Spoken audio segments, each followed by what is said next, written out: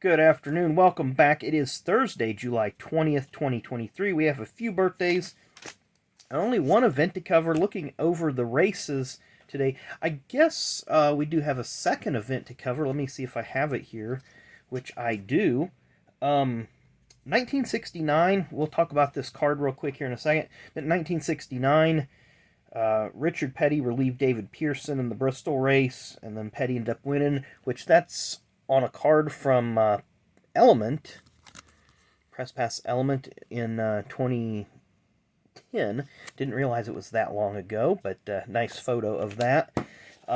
Just looking at the stats and looking at box scores, you really don't see that kind of thing. The only other event that I had come up with was the 1986 Summer 500 at Pocono that Tim Richmond won. He swept both races at Pocono that year, but it was a three-wide photo finish, which doesn't happen very often, especially at Pocono and during this era where, cars would typically win by 5, 10, 15 seconds.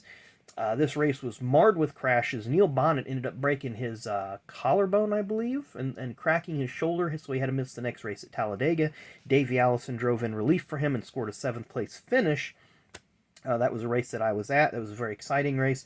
But this Pocono race was marred with accidents. And, I believe even Tim Richmond may have been in one.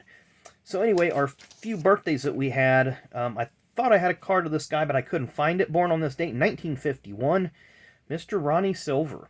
If that name sounds familiar, he did help Michael Waltrip in the early days of his Busch Series career in the mid to late 80s when he was helping Michael with the post serials car and the country time car.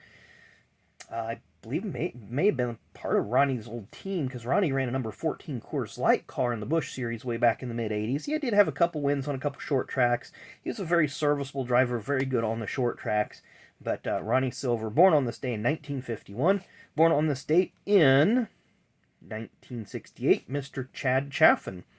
And I don't have any cards of him either. I know he's in a couple of those Sears Craftsman Truck Series sets in the early to mid-2000s. I'd like to get a couple of those sets because those look pretty nice.